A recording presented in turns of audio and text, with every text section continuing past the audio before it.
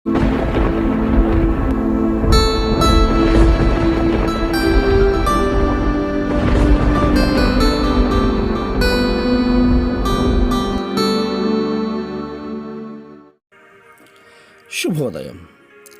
Global బెతేనియా Calvary ministry తరపున ఈ ఉదయకాల సమయంలో మరొకసారి మీ అందరితో కూడా కలుసుకుని దేవుని యొక్క పరిశుద్ధమైన మాటలు ధ్యానించటకును దేవుడు నాకు ఇచ్చిన మధురమైన అవకాశమును బట్టి దేవునికి ప్రత్యేకమైన వందనాలు తెలియజేసుకుంటూ ఉన్నాను. ఈరోజు కూడా పరిశుద్ధమైన వేద గ్రంథంలో నుండి మరి ఒక చక్కటి మాటను చదువుకుందాం. అపోస్తలుల కార్యములు 4వ అధ్యాయము 13వ వచనాన్ని నేను చదువుతున్నాను. దయచేసి గమనించమని ప్రభు పేరిట మనవి చేస్తున్నాను. అపోస్తలుల కార్యములు 4వ అధ్యాయము 13వ వచనం. వారు పేతురు యోహానుల ధైర్యమును చూచినప్పుడు వారు విద్యలేని పామురులని గ్రహించి ఆశ్చర్యపడి వారు యేసుతో కూడా ఉండిన వారని గుర్తెరిగిరి. దేవునికి స్తోత్రం కలుగునుగాక. అవును ప్రియులారా, యేసుక్రీస్తు వారు ఎక్కడికి వెళ్ళినా కూడా తిండిని గురించి, నిద్రను గురించి ఆలోచించలేదు. గుంపులు గుంపులుగా ఉన్న ప్రజలను చూసినప్పుడు అయ్యో వారు కాపరలేని గొర్రెల వలె ఉన్నారే అని వారి గురించి కనికరపడేవాడు. వారికి పరలోకం గురించి చెప్పేవారు. నీ హృదయం కూడా ఈరోజు అలాగుందా? గుంపులు గుంపులుగా జనులందరూ కూడా లోకానుసారంగా వెళ్ళిపోతూ ఉంటే నీకేమనిపిస్తుంది? నేను ప్రభును చూపించలేకపోతున్నానే అన్నటువంటి తపన నీలో కనిపించట్లేదా?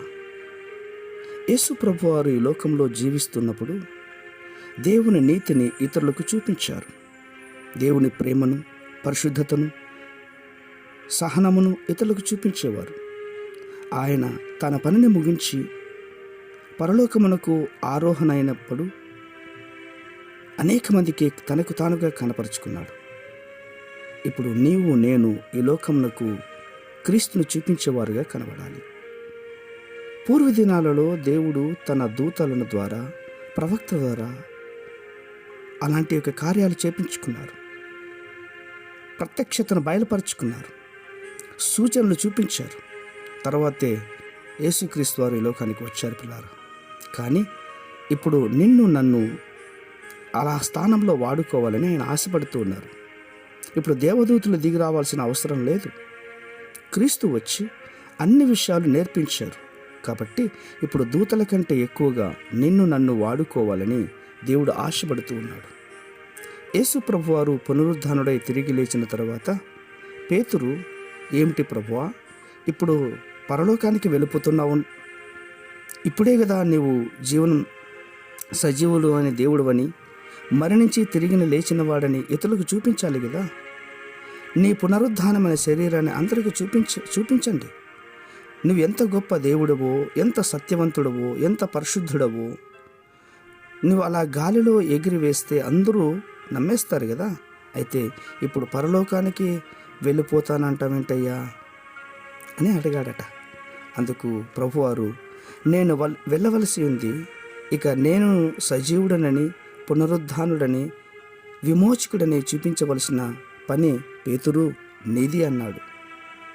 నన్ను నమ్మిన వారందరిది అన్నాడు. మీరు నన్ను ఇతరులకు చూపించండి అని చెప్పారట. అవును ప్రియులారా, పేతురు జీవితమును చూస్తే ప్రభు వలె జీవించారు, ప్రభు వలె స్వస్థతలు చేశారు, ప్రభు వలె బోధించారు. పేతురు యోహానులు చూసినటువంటి వారు వీరు క్రీస్తుతో ఉన్నవారని గుర్తుపట్టారట.